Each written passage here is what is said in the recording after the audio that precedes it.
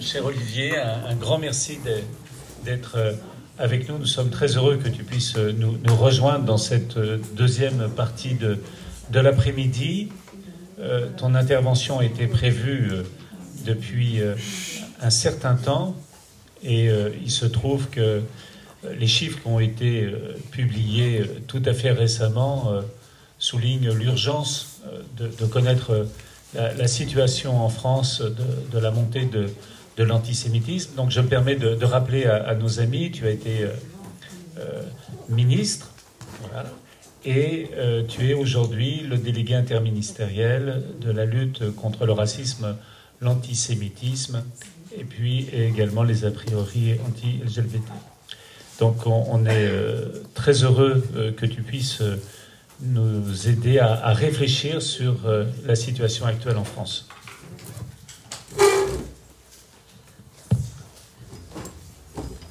Merci, cher Christophe.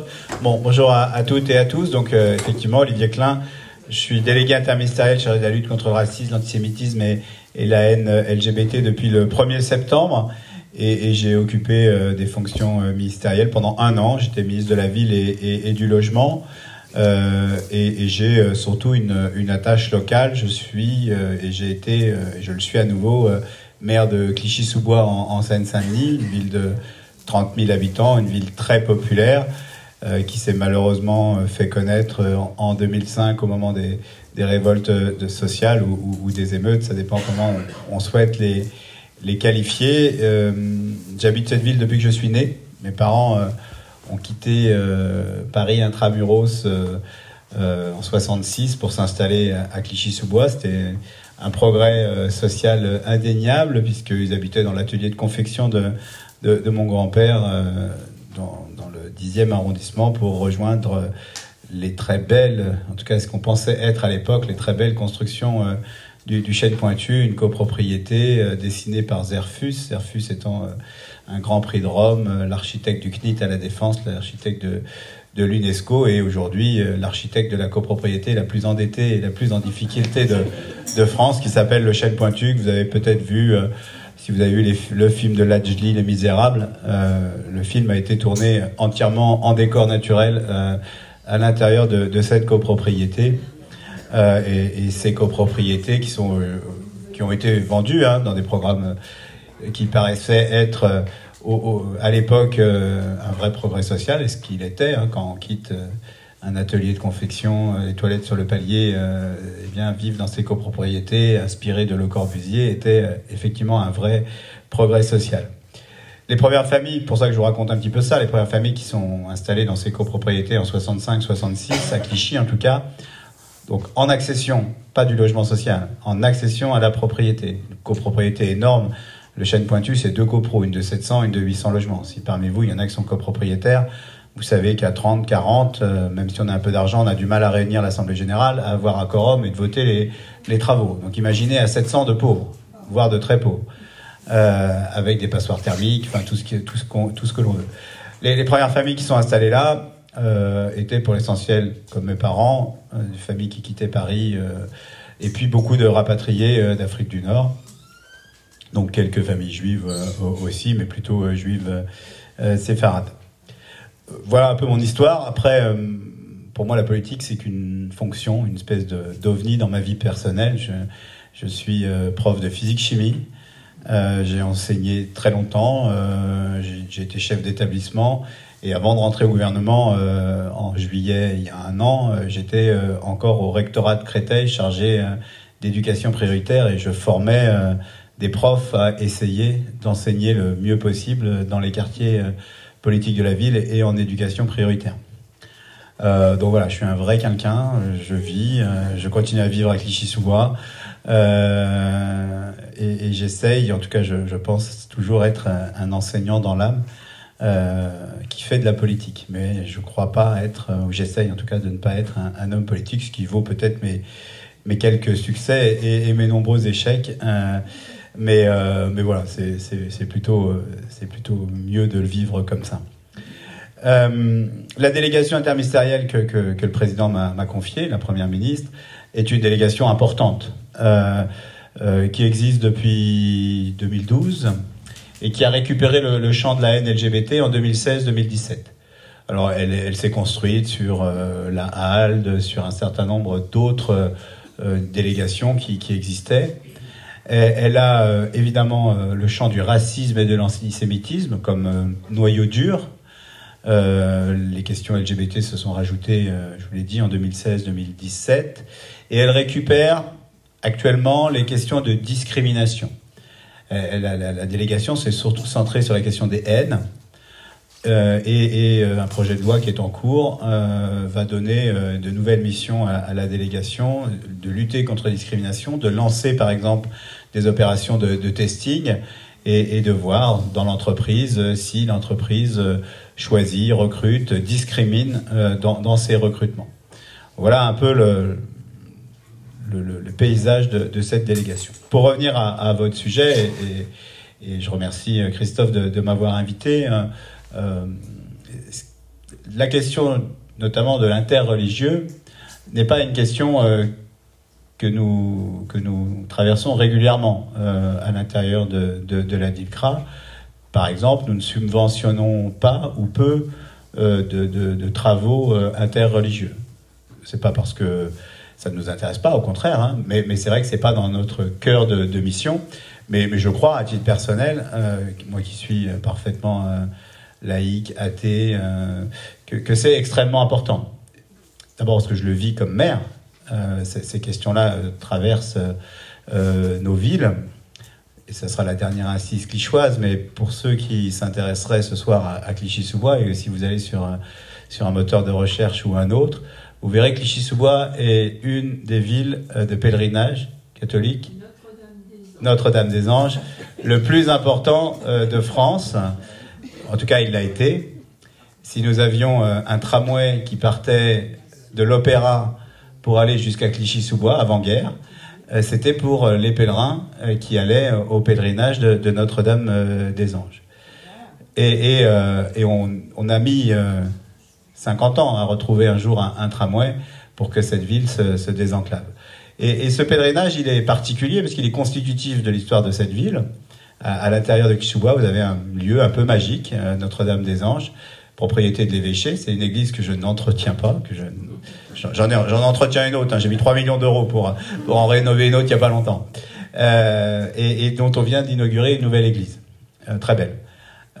Et donc cette espèce d'ovni dans une ville qui est probablement celle où la communauté musulmane est la plus importante est extrêmement important. D'abord toujours respecté, jamais dégradé, et c'est tant mieux, je touche du bois. Et par contre, ce qui est vrai, c'est qu'aujourd'hui, il y a eu une communauté juive à Clichy, elle est très très... maintenant, la synagogue historique n'ouvre plus parce qu'ils ne sont pas suffisamment nombreux le jour du Shabbat. Et ce bâtiment est un peu malheureusement à l'abandon. Une autre partie de la communauté juive continue à se réunir dans ma ville, à la limite de Livry-Gargan, le Rincy, hein, puisque vous connaissez probablement le rabbin Moshe Levin du Rincy, qui joue un rôle très important dans les questions interreligieuses et qui a, à la limite de Gagny, dans ce quartier du Petit Rincy ou du Petit Gagny, une très belle synagogue, de très très belles écoles juives qui sont importantes dans nos villes. Mais c'est vrai qu'à un moment, les communautés juives dans des villes aussi populaires, pour la raison de ne pas pouvoir prendre la voiture, etc., eh bien, ont quitté. Pas pour une raison d'un antisémitisme systémique, mais juste parce que à un moment, le sentiment d'être ensemble est rassurant. Alors, parlons maintenant de ce qui est mon sujet, celui de l'antisémitisme. Vous le savez, en gros, hein, on dit aujourd'hui qu'environ 1% de la population française est de confession juive, même si on ne le compte pas. Et ce 1% de la population concentre environ 40 à 50% des actes racistes et xénophobes de ce pays. Alors, des actes extrêmement... excusez-moi, je vais lui dire de se taire. Des actes extrêmement divers, heureusement, pas toujours dramatiques, mais tous insupportables. Et depuis le 7 octobre, vous l'avez lu dans la presse comme moi, une explosion très importante de ces actes antisémites. On est à 1400, 1500 actes antisémites, c'est-à-dire 2 à 3 fois plus que l'année précédente.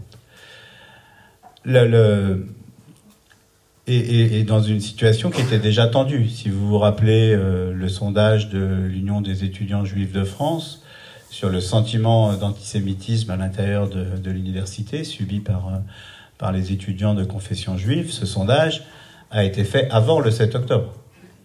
Donc ce sentiment était déjà, malheureusement, très présent dans la communauté juive pour des raisons réelles.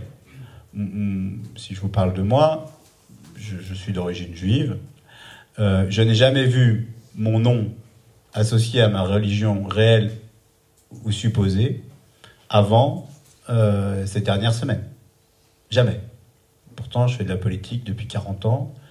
Alors évidemment, dans une presse, si on peut appeler ça une presse, dans les réseaux d'extrême droite, de manière extrêmement majoritaire, hein, et on parlera tout à l'heure de la haine en ligne, mais voilà, je suis devenu un défenseur de la race juive. Vous pourrez trouver ça sur Internet, des raccourcis entre le film de Lozay, Monsieur Klein, et mon nom. Donc je suis tout à la fois collabo.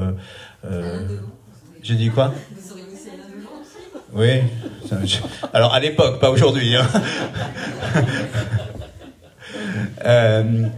Et donc, tout ça, pour moi, est quelque chose d'extrêmement nouveau. Enfin, mon père est malheureusement décédé, ma mère est toujours vivante, et alors j'essaye de la protéger de tout ça, mais c'est quelque chose de complètement nouveau, qu'on associe mon nom, ma personne, à une religion que je n'ai jamais pratiquée et que je connais beaucoup plus mal probablement que vous tous ici réunis. Mais dont je suis fier, hein, c'est mon histoire, c'est ma famille, c'est ma culture, très, très probablement. Et donc, cette situation, elle nous inquiète tous, elle nous oblige à agir dans ce qu'on faisait déjà, et pour la délégation qui est la mienne, à réfléchir à ce qu'on peut faire de plus. Aujourd'hui, la DILCRA, elle a une feuille de route, je ne vais pas dire ici une Bible parce que ça serait malvenu, qui s'appelle le plan de lutte contre le racisme, l'antisémitisme et la discrimination liée à l'origine. Dans cette feuille de route qui nous engage maintenant pour 2023-2026, il est proposé un certain nombre d'actions. Alors j'aurais dû en amener un certain nombre d'exemplaires, je suis désolé, je suis arrivé un peu vite avec mon petit vélo, mais vous pourrez la télécharger, elle est en ligne. Et elle met en avant d'abord le rôle de l'éducation pour lutter contre les préjugés. À la fois à l'intérieur de l'enseignement primaire et secondaire et dans l'université. Donc nous aidons, nous subventionnons, notamment beaucoup de lieux de mémoire. Et dans ce plan, ce PRADO, plan de lutte contre le racisme, l'antisémitisme et les discriminations liées à l'origine, il est inscrit comme action privilégiée, prioritaire, que chaque enfant, dans sa scolarité, doit visiter un lieu d'histoire ou de mémoire. Sans préciser quelle histoire, quelle mémoire, bien évidemment. Hein, ça peut être le mémorial de la Shoah, bien évidemment, aller à Drancy, aller au camp d'Émile, aller au camp de Rivesaltes, mais ça peut être aller aussi au mémorial Acte pour parler de l'esclavage. Il n'y a pas une histoire privilégiée, fort heureusement. Mais pour faire ça, nous aidons beaucoup ces lieux d'histoire et de mémoire. La principale subvention que nous donnons, par exemple, c'est au mémorial de la Shoah, et nous avons donné 1,5 million d'euros participé au fonctionnement du mémorial de la Shoah pour 1,5 million d'euros en 2023, et nous irons jusqu'à 2 millions en 2024, puisque le Parlement a voté une augmentation de 500 000 euros dans la période actuelle et les événements que nous connaissons au mémorial. Le mémorial, c'est évidemment ce que vous connaissez dans le Marais, mais c'est différents lieux de mémoire. C'est 6 aujourd'hui qui concourent à faire connaître cette histoire. Moi je vous ai dit tout à l'heure que j'étais prof. Je crois beaucoup à cette entrée, le plus tôt possible dans la lutte contre les préjugés racistes et antisémites, et en particulier antisémites, parce que cette histoire séculaire de l'antisémitisme se construit beaucoup sur ces préjugés, sur ce côté les Juifs sont-ils des victimes ou des bourreaux, et on le voit à quel point cette empreinte reste vivante dans toutes les formes d'antisémitisme. Tout à l'heure, je parlais de ce qui m'arrivait à moi, ce qui est sans importance en réalité, mais ce qui m'arrive à moi est lié à un antisémitisme ancien, plutôt d'extrême droite, que l'on connaît et d'une certaine manière qu'on a le plus de facilité à combattre. Mais aujourd'hui, une autre forme d'antisémitisme qu'on a longtemps un peu caché d'une certaine manière, moi le premier, je peux le reconnaître, c'est-à-dire un antisémitisme qui était lié à Israël et à la position qu'on pouvait avoir sur la politique du gouvernement israélien.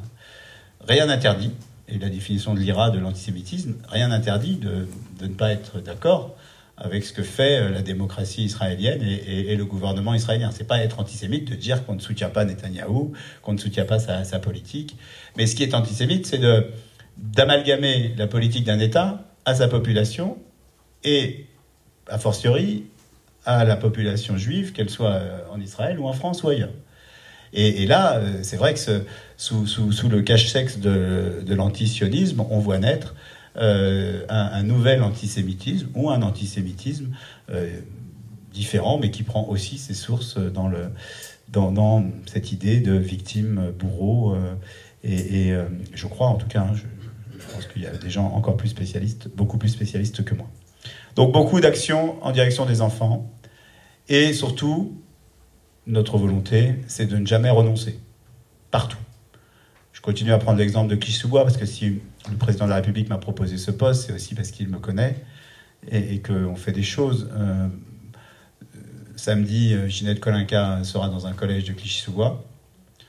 Dans quelques semaines, des classes de Clichy iront à Auschwitz, parce qu'on a des enseignants formés qui ont la compétence pour le faire. Et bien évidemment, enfin, alors, je ne vais pas, moi, faire ce que je reproche à d'autres, parler de la religion réelle ou supposée des enfants qui sont dans ces classes. Mais il est peu probable qu'il y ait un seul enfant, ou peut-être un, deux, mais j'en suis pas certain, de confession juive ou, comme moi, plus ou moins éloigné dans ces classes. Mais heureusement qu'on a partout dans ce pays des enfants, grâce à leurs enseignants, grâce au mémorial de la Shoah, grâce au camp d'Émile, grâce au camp de Riedel, grâce à la maison d'Isieux, qui peuvent être confrontés à ça. À Clichy, je continue, mais il n'y a pas que. Vous savez qu'on est dans une année olympique. J'ai une autre classe qui travaille sur l'histoire d'Alfred Nakache et qui participe à la connaissance de son aventure extraordinaire, une idole, nageur, qui continue à être idolâtré au début de l'occupation. Il accompagne une partie, alors on pourrait le critiquer d'avoir fait ça, mais il fait un déplacement avec une partie du régime de Vichy en Afrique du Nord, quelques semaines avant d'être déporté. Il part avec, comment il s'appelait, Borotra, et il est encore montré en exemple, y compris par le régime de Vichy, puis il est déporté avec sa femme et son fils, et lui seul reviendra, et puis il reprendra la compétition. Une piscine est nommée Alfred Nakache en 1945 parce qu'on pense qu'il est mort.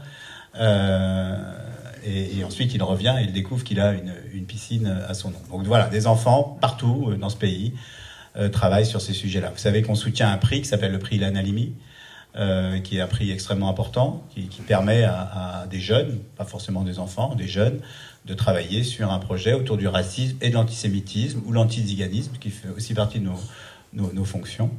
Parce qu'on n'oblige pas à ce que le prix Ilan Halimi soit lié à une action contre l'antisémitisme, parce que le nom du prix en soi nous permet de parler aux enfants et aux jeunes de l'antisémitisme.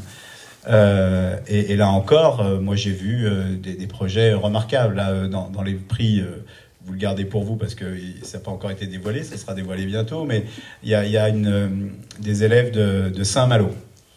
L'antisémitisme à Saint-Malo, la communauté juive, c'est pas quelque chose qui est plus... Mais ils ont découvert que des juifs avaient été déportés à Saint-Malo, qu'il y avait très peu de monuments le commémorant, etc. Et ils sont emparés de ces noms et ils ont travaillé sur l'histoire de ces juifs déportés de Saint-Malo. Et nous avons fait le choix, pas moi parce que je suis pas dans le jury, et c'est des artistes essentiellement qui sont dans le jury, de récompenser ce projet. Donc, il faut penser, et c'est le plus important, et c'est ce qui vous unit, et ce qui nous unit, c'est que c'est toujours possible, qu'il ne faut pas renoncer, et que la voix des élèves sur la lutte contre les discriminations, les préjugés, est quand même, il nous semble, la voie qui doit être privilégiée.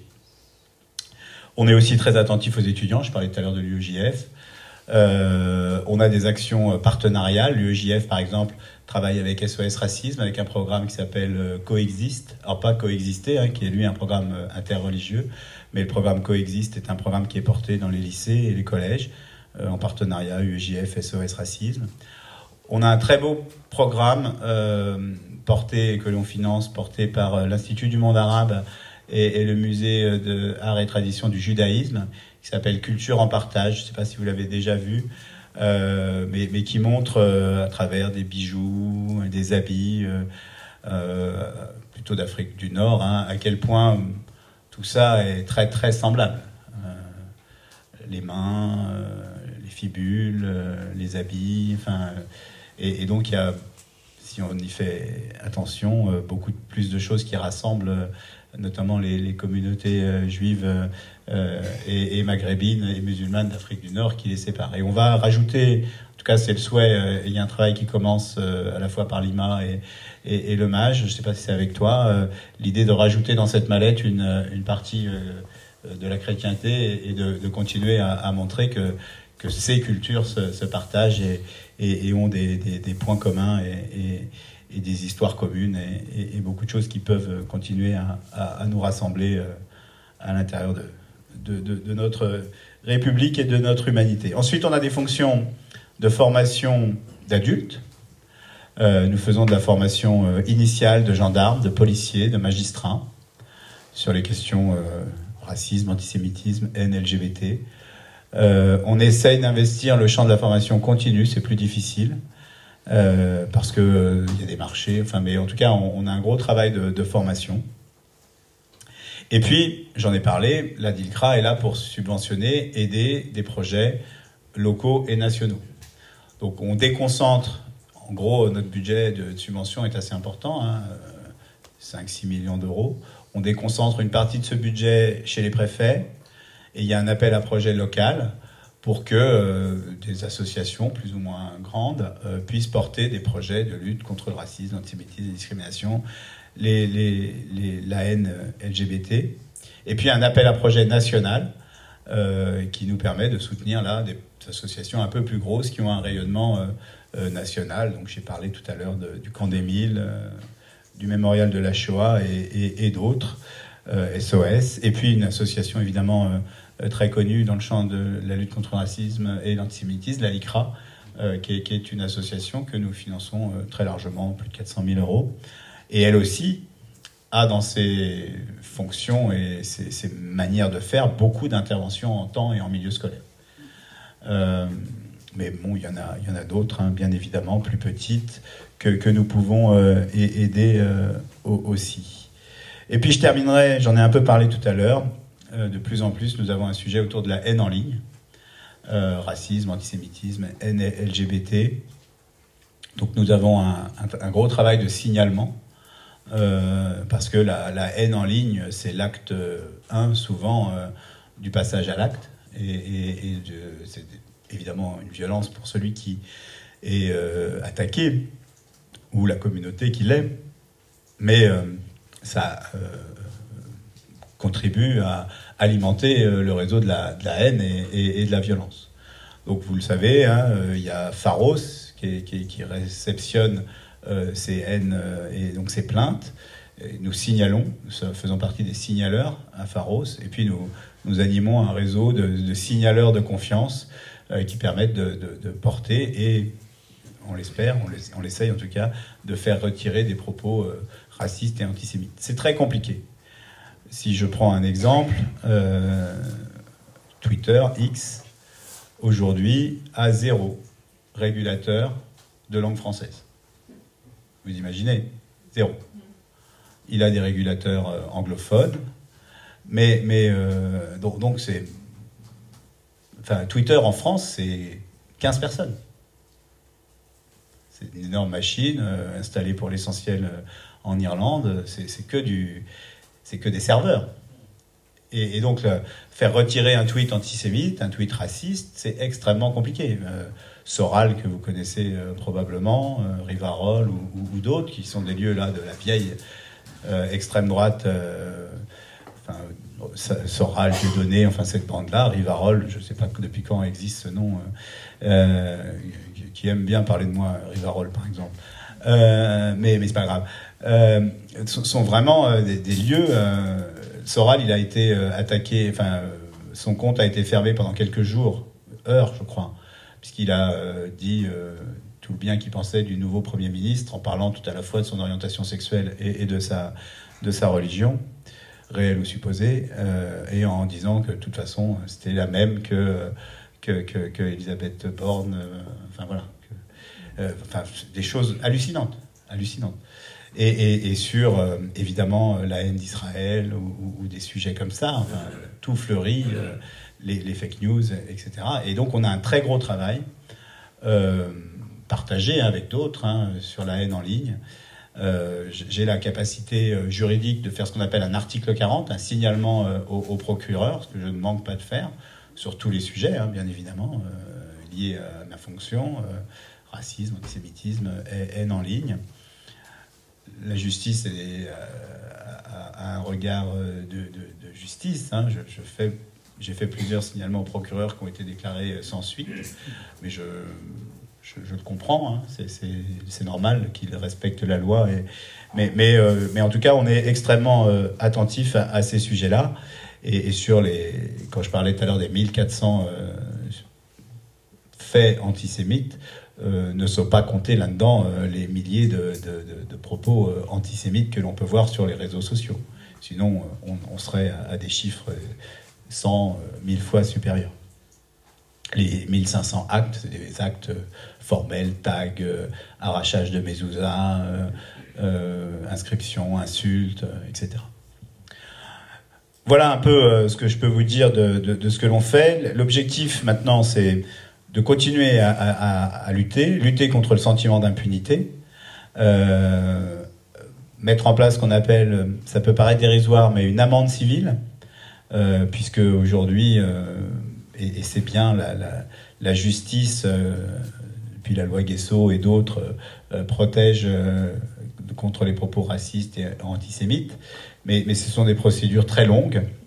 Et dans le document dont j'ai déjà parlé, le Prado, il est prévu de la mise en place d'une amende civile qui pourrait être extrêmement rapide, en fonction de la gravité des faits, bien sûr, ça ne priverait pas de sanctions au pénal, mais de pouvoir sanctionner rapidement par une amende au civil des auteurs de faits, ou surtout de propos, pas d'agression physique, bien sûr, mais de propos antisémites pour être plus efficaces. Voilà un peu ce que je peux vous dire de manière très très rapide, et pour garder surtout du temps pour échanger ensemble de ce qu'on essaye de faire modestement, et n'hésitez pas aussi à nous apporter des idées. Juste pour finir, on est une équipe de 11. Quoi, c'est beaucoup dans ce pays d'avoir une délégation interministérielle sur un sujet aussi important, mais c'est déjà pas mal, c'est la taille d'un cabinet ministériel à peu près. On sera 13 dans quelques jours, puisque comme nous récupérons les questions de discrimination, nous avons obtenu 3 équivalents temps plein, donc on sera 14 même, et une stagiaire.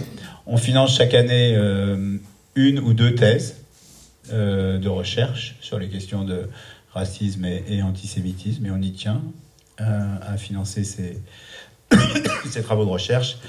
Et donc il y a un délégué interministériel, un directeur, l'équivalent d'un directeur de cabinet qu'on n'avait pas jusqu'à présent, mais que j'ai obtenu, et qui va suivre les questions de discrimination. Un délégué adjoint qui est Mathias Dreyfus, qui suit plus les questions éducatives, antisémitisme. Une secrétaire générale, une équipe de la com, une équipe de veille sur les réseaux sociaux, une personne pour veiller sur les réseaux sociaux, mais elle a autour d'elle des signaleurs de confiance, comme on dit, donc qui lui ramènent d'autres informations qu'elle n'a pas pu voir elle-même. 2 personnes sur les questions LGBT, et puis une petite équipe de 2 aussi sur les subventions, puisque nous avons un gros travail de distribution de subventions. Voilà un peu le portrait de notre délégation interministérielle et de celui qui en a le rôle de l'animation. Merci beaucoup. Merci.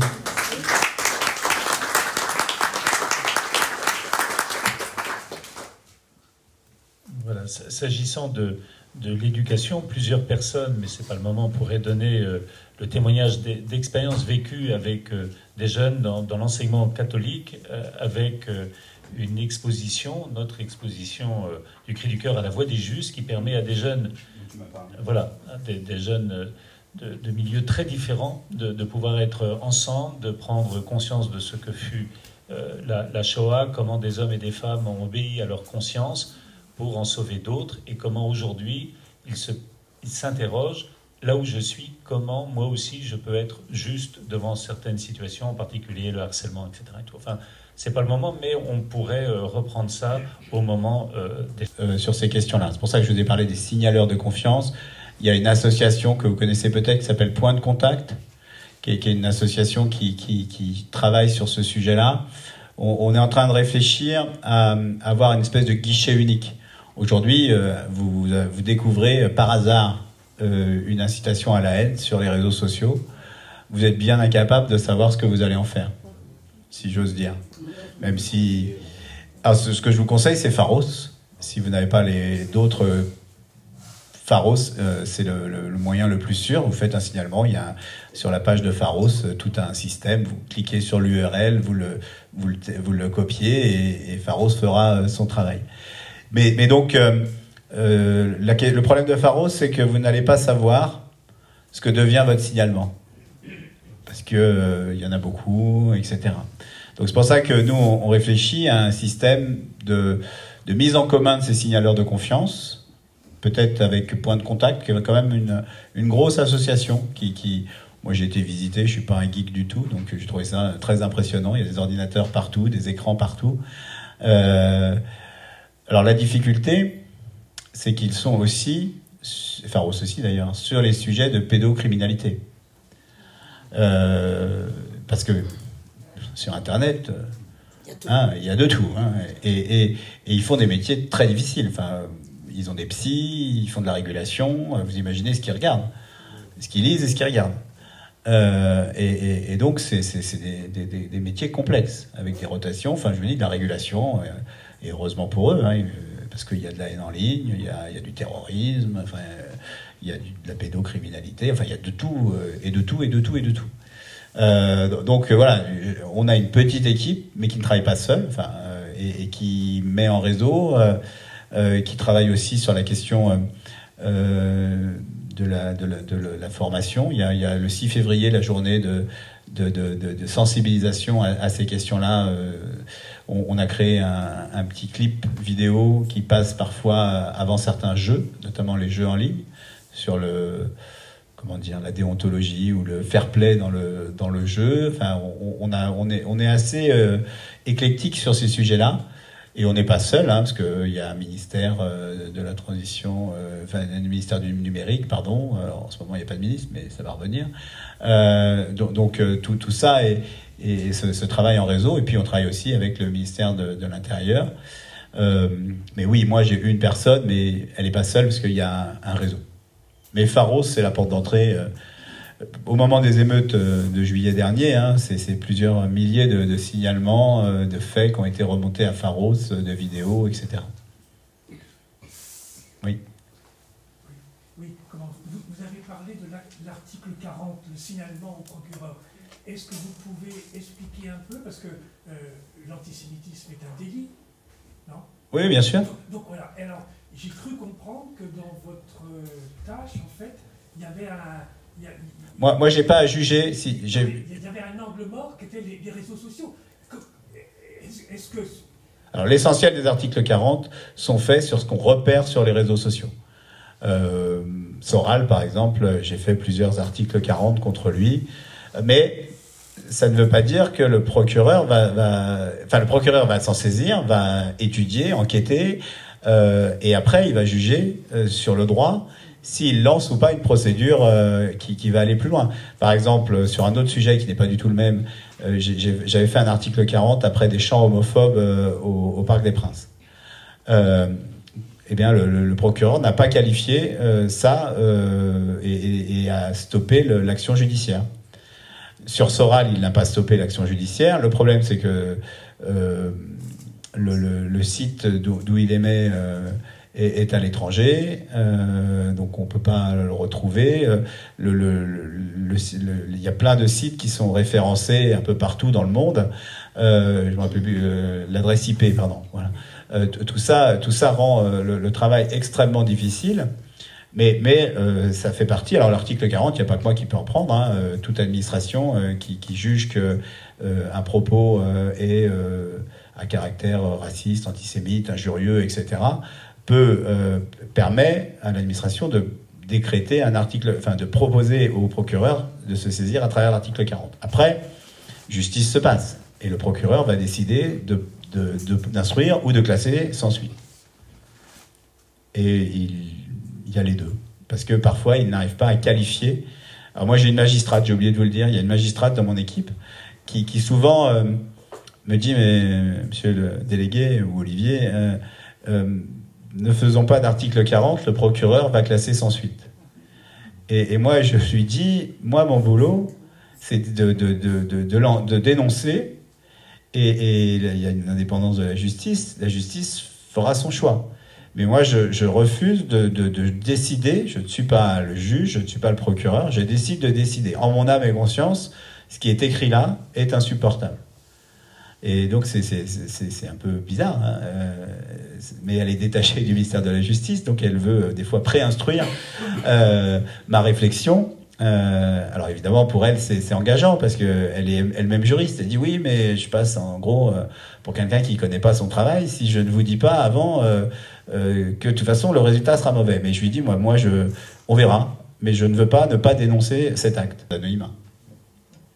Et ça, est-ce qu'il y a la perspective de vote, par exemple de la communauté européenne, pour interdire l'anonymat? Est-ce qu'on avance sur ce sujet? Alors, il y a des évolutions législatives et européennes sur la haine en ligne, la protection, les règles. Ça doit s'appeler le DSA. C'est ça, je crois. L'acronyme, je l'ai un peu perdu en anglais parce qu'il est en anglais, mais vous le retrouverez. Hein, il y a des nouvelles règles qui sont portées sur la lutte contre l'impunité en ligne.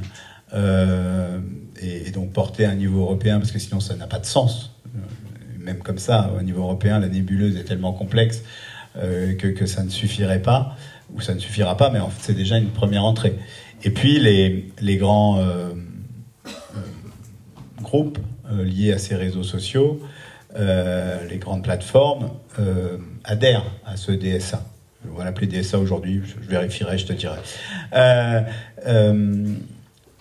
Mais je vous l'ai dit tout à l'heure, l'implication d'Instagram, de Facebook, pour faire simple, de Meta, n'est pas la même que celle de X Twitter. Parce que certains estiment qu'on a le droit de tout dire. Et d'autres, heureusement, estiment que ce qui est négationniste, raciste, antisémite, appelant à la haine, n'a pas sa place nulle part. Donc voilà, les groupes sont aussi un peu différents dans leur prise en compte. Google est un bon partenaire, donc avec sa mouvance YouTube, etc. D'autres le sont un peu moins. Mais je pense, parce que s'ils veulent continuer à exister, ils sont quand même obligés de faire évoluer un certain nombre de choses, parce que sinon c'est quand même extrêmement grave ce que l'on peut voir, et cette régulation, si elle n'existe pas, ils prennent eux-mêmes trop de risques, parce que de toute façon ils seront eux-mêmes victimes un jour de ça. Question. C'est pas très clair dans mon esprit. Un professeur d'université qui professerait l'idée que le Hamas agit par ce que vous venez de dire, par résistance. Est-ce qu'il est sous le coup de l'article 40 ou de la loi ou de la plainte, enfin... Alors il a été rappelé à l'ordre par son doyen, à ma connaissance, et une procédure est en cours. Je ne sais pas à quel titre cette procédure est en cours, mais il y a une procédure qui est en cours. Je ne crois pas que ce soit au titre de l'article 40. Mais oui, il y a eu un courrier de rappel à l'ordre et de la ministre, Sylvie Retailleau, et du doyen. Mais ça, c'est ce qu'on a vu. Je ne sais pas ce qui... Parce que, heureusement, des étudiants qui ont reçu ce mail l'ont partagé et l'ont signalé. Choqué.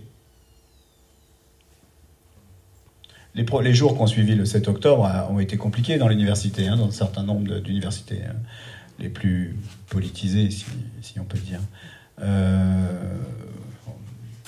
Alors, il y a des choses qui ne sont pas interdites. On peut se balader toute la journée avec un drapeau palestinien sur le dos, c'est pas forcément interdit en soi.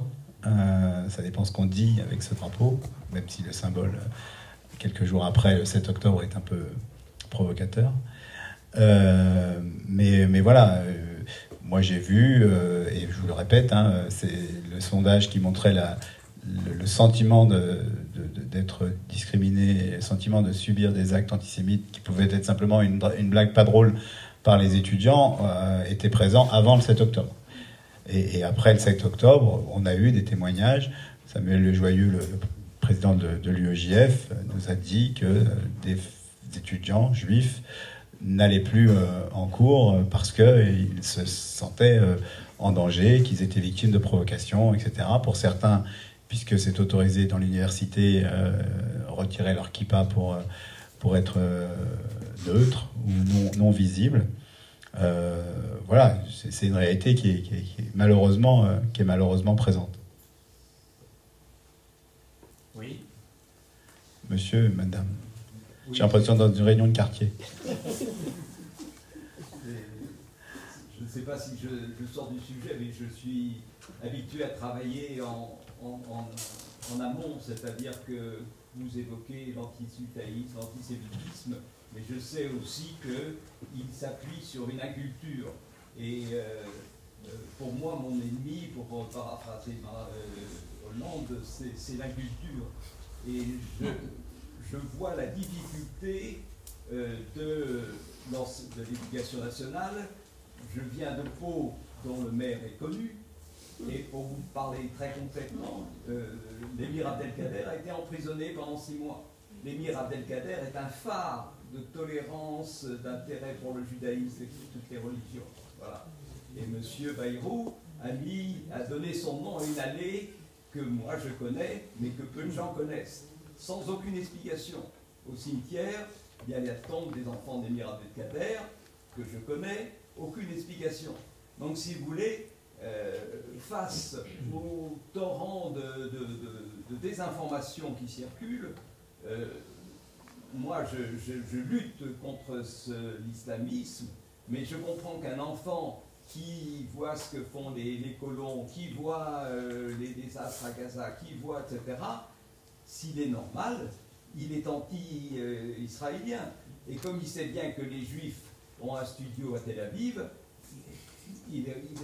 voilà. Donc je pense que c'est... Alors je suppose que ça dépasse vos... Non, pas du tout, vous avez raison. Dans la déconstruction... Avec ou sans micro, je crois que j'ai encore une voix qui porte. Dans la déconstruction des préjugés, ce que vous dites là est complètement vrai. Moi, je le redis, et c'est ça qui est difficile, et c'est ça qu'il faut travailler avec les enseignants, avec tout le monde. On a le droit, de critiquer la politique de l'État d'Israël. On a le droit de s'identifier à un enfant qui meurt à Gaza de manière insupportable. Et ce qu'il faut, c'est faire que ce droit-là ne se transforme pas en la haine du juif. Pour faire simple, très simplement. Et donc, c'est là où c'est compliqué. Parce que dans cette construction, cette identification, et c'est pour ça qu'il faut travailler, je crois, très tôt sur l'éducation, sur la déconstruction des préjugés. Je ne sais pas si je vous l'ai dit, mais moi, quand je dis à mes concitoyens les plus petits à Clichy que je suis d'origine juive, moi, j'aime le risque, je suis le maire d'origine juive de la ville probablement où il y a le plus de musulmans dans mon corps électoral. Les gamins, une fois sur deux, ils me disent « Mais monsieur le maire, c'est vrai que vous envoyez la moitié de votre salaire tous les mois en Israël ?» Donc ça, ils ne l'ont pas inventé. Donc ça fait bien partie de cet imaginaire complètement dingue qui fait que quand on est juif ou d'origine juive, on a un attachement particulier avec un État. Et donc, s'ils me le racontent, c'est qu'ils l'ont entendu, de leurs parents, de je ne sais qui. Et donc, c'est tout ça qu'il faut travailler à déconstruire, à déconstruire le... Moi, je suis très attaché à conserver, et vous aussi, sinon vous ne seriez pas là, la séparation entre racisme et antisémitisme. Moi, on me demande pourquoi, aujourd'hui, il y a toujours besoin d'avoir les deux mots dans la DILCRA. Est-ce que lutter contre le racisme, ça ne veut pas dire aussi lutter contre l'antisémitisme ? Moi je crois que non, fondamentalement, parce que le ressort de l'antisémitisme est profondément, enfin il me semble, encore aujourd'hui, profondément différent de celui du racisme. Parce que d'une certaine manière, il est presque inversé. Dans l'imaginaire collectif, ce que je disais tout à l'heure, victime ou bourreau, on en veut aux juifs parce qu'ils se croient supérieurs. Et on en veut aux autres, à travers le racisme, parce qu'on pense qu'ils sont en dessous de nous. C'est un peu ça, pour faire simple, je suis très simpliste. Et en même temps, quand une partie de la communauté juive me dit « mais t'es impuissant » et il faut séparer la DILCRA en deux, d'un côté le racisme, de l'autre côté l'antisémitisme, comme c'est le cas dans beaucoup de pays européens, tu devrais être, ou pas toi, parce qu'en plus en réalité t'es surtout un dangereux islamo-gauchiste, donc il faudrait qu'il y ait un délégué chargé seulement de l'antisémitisme dans ce pays, et un autre chargé du racisme, de la haine LGBT, etc. Je crois non plus, c'est que c'est surtout ce qu'il ne faut pas faire. Donc je crois qu'on a les bons outils, dans notre vision, à nous, universaliste, républicaine, de ce qu'est la République, dans justement aucune graduation en fonction de son origine, de son orientation sexuelle, de sa religion, etc. Mais tout ça sont des combats de tous les jours. Et ce que je vous raconte tout à l'heure, je vous racontais là sur racisme, antisémitisme, c'est pas des gens issus des quartiers populaires, c'est des gens qui réfléchissent, qui ont ces interrogations. Donc imaginons avec des gamins de quartiers populaires qui vivent 1000 difficultés, qui vivent dans des quartiers extrêmement difficiles, dégradés, qui ont le sentiment d'être oubliés par la République parce que leur ascenseur est tout le temps en panne, parce que leurs parents souffrent, ça n'excuse rien. Mais c'est beaucoup plus facile de s'identifier à celui qui souffre qu'à celui pour lequel on a toujours dit qu'il était supérieur. Et donc c'est ça qui est important, de travailler en permanence, et c'est un puits sans fond, il ne faut pas renoncer. C'est comment on lutte contre ces préjugés. Mais je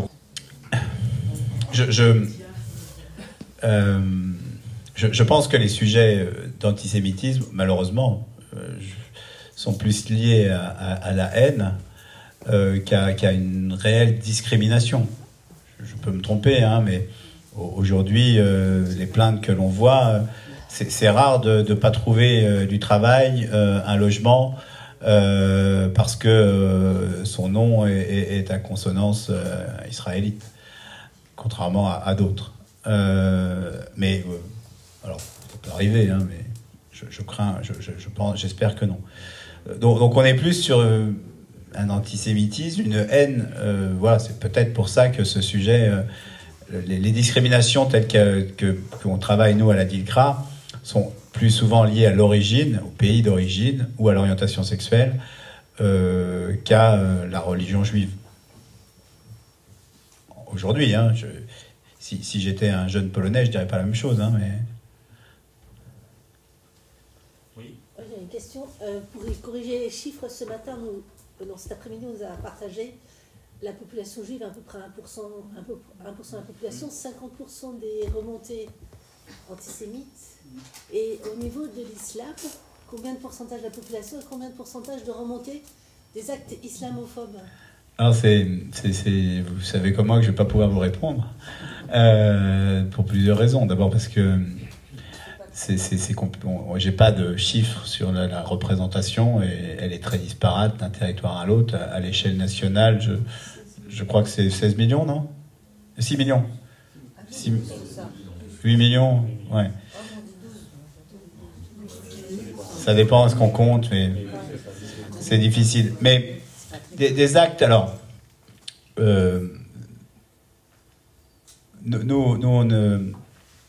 on parle plutôt d'actes anti-musulmans que d'actes islamophobes.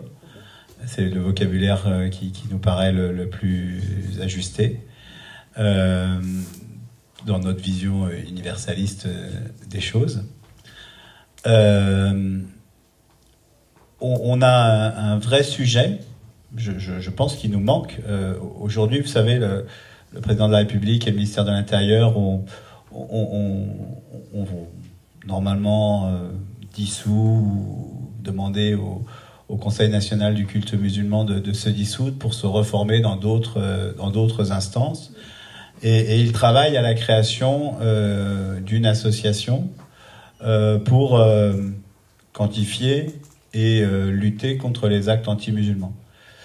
Que la DILCRA a envie d'aider et de soutenir. D'abord parce que c'est la demande du ministère de l'Intérieur, mais pas seulement, parce qu'on en a besoin.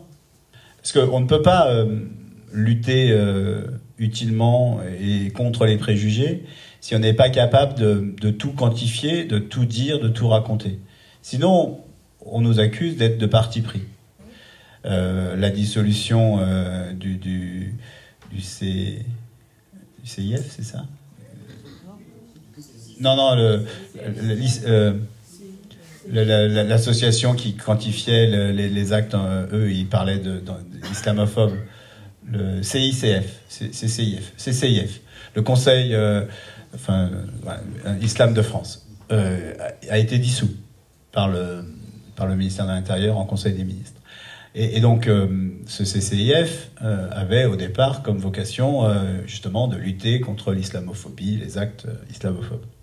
Mais dans une vision parfaitement non universaliste. Et puis, a pris des prises de position sur Karim sur Ramadan et d'autres parfaitement insupportables. Mais de cette dissolution n'est pas né un outil laïque de soutien à la lutte contre le racisme, l'antisémitisme et les actes anti-musulmans. Aujourd'hui, notre pays est un peu orphelin de ça. Vous vous rappelez du MRAP, vous vous rappelez de grands mouvements d'éducation populaire ou de lutte contre le racisme. Il y a SOS, mais qui a quand même des difficultés. Là, il y a par exemple eu une scission. La vice-présidente est partie il y a quelques semaines après le 7 octobre pour divergence de vues avec son président sur la qualification des actes du 7 octobre. Donc il manque, je crois, la LICRA joue un rôle formidable, bien évidemment, mais je crois qu'il nous manque aujourd'hui des outils pour lutter contre toutes les formes de racisme. Alors c'est mon boulot à la délégation, mais on sait aussi que les associations jouent un rôle très important dans les quartiers, dans la proximité, etc. Alors nous, non. Mais vous savez qu'il y a des programmes de formation des imams, notamment à Sciences Po, enfin pas seulement des imams d'ailleurs, Emona, c'est ça? Emona, voilà, qui est un programme qui marche bien, que nous finançons un peu à la DILCRA, mais c'est pas nous qui assurons la formation. Par contre, on participe à la formation financièrement et on participe aussi à une autre formation à Paris 1 aussi. Merci. Merci.